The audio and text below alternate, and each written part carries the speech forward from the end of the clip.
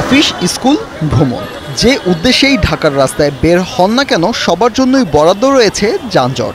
এর থেকে মুক্তি মিলছে না কারোই। ফ্যামিলিকে সময় দিতে পারতেছি না, আবার একটা দায়িত্ব পালন করতে পারতেছি না। এই জ্যামে তো আমার অনেকটা ক্ষতি হইতেছে না। ম্যাক্সিমাম টাইমে আমি কোনোদিন কখনো একদম একজাক্ট টাইমে আমি অফিসটা ধরতে পারি নাই। প্রতিদিন 4 ঘন্টা 5 ঘন্টা আমার জীবন থেকে চলে যাচ্ছে শুধু জ্যামে। 10টা বাজে অফিস, এখন 10টা 10 প্রায় বাজতেছে। এখন অফিসে তো আর এগুলো বুঝবে না। কলেজের প্রথম দিন এন্ড হচ্ছে যে আমাদের 10টায় উপস্থিতি ছিল। 2 ঘন্টা আগে বের হয়ে অনেক সময় ক্লাস মিস হয়ে যায়। সবচেয়ে বড় ভোগান্তিই তো এই জ্যাম।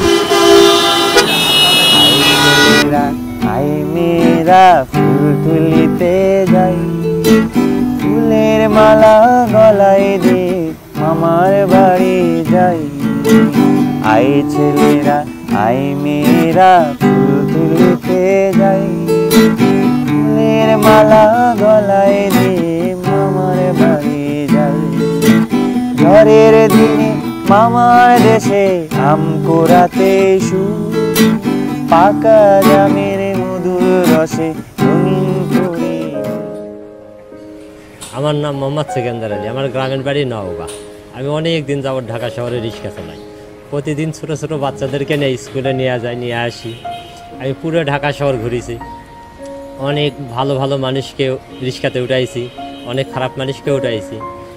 এখন ঢাকা শহরে নতুন একটা ফ্যাশন চালু হয়েছে যে ছোটো ছেলেমেয়েরা রিক্সায় চড়ায় বেড়ায় আর ছবি উঠায়।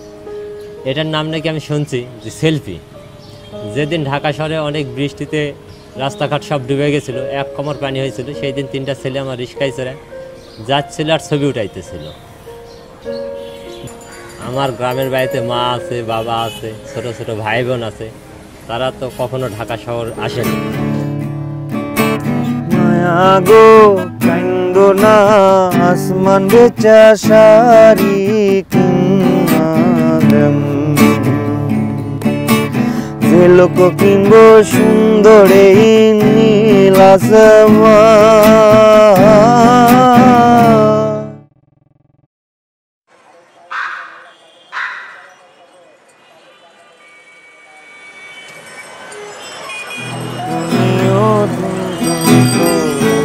সুন্দর গলা আমার কি গান শোনাবি, তোর গলায় দেব কাগজে ফুলের মালা। তুমিও সুন্দর গলা আমার কি গান শোনাবি, তোর গলায় দেব কাগজে ফুলের মালা।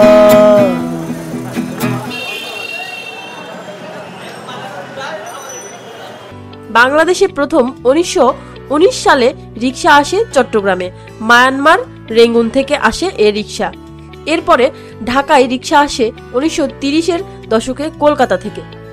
পরবর্তীতে ঢাকার সূত্রাপুর এলাকার এক জমিদার এবং ওয়ারির এক ব্যক্তি রিক্সা কিনে ঢাকায় প্রচলন করেন।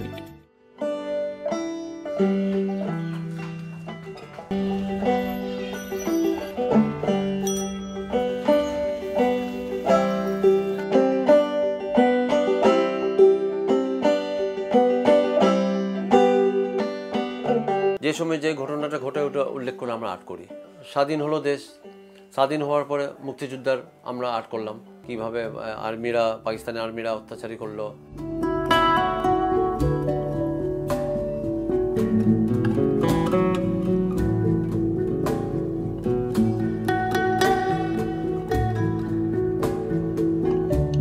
তো পরে গিয়ে আমরা চিন্তা ভাবনা করলাম কি নতুন কিছু ছাড়ি আমরা। জীব জানোয়ারই মানে মানুষের কাজের মতো করতেছে আর কি সব।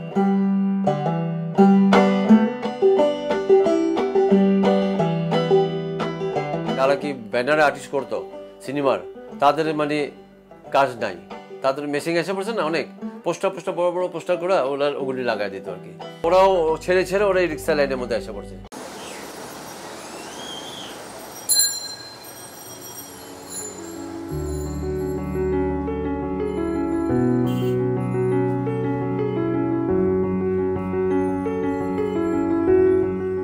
মোহাম্মদ হানিফ পাপ্পু, আমি অ্যাকচুয়ালি ফিল্ম ব্যানার আর্টিস্ট। এই লাইনে আসার মেন মূলটা হলো আমার মামা। তখন আমার মামা বললেন, দেখুন তোমার নানা তো এটা জানে না আমি যে কাজ করি, তো তুমি যদি নানার থেকে পালিয়ে যদি লুকিয়ে যদি কাজ করতে পারো তাহলে করো, আর নাহলে তোমার নানা তোমাকে ঘরের থেকে বের করে দিবে। তখন আমি বললাম না, আমি লুকায় আসে করি। তখন নানারা বলতাম আমি স্কুলে যাই, তখন আমি আর কি এই সার্গেটি করলাম। मैं हूँ रिक्शा वाला मतवाला, रिक्शा वाला मतवाला, रंग बिरंगे शहर के कोने कोने का हूँ रखवाला, रिक्शा वाला मतवाला।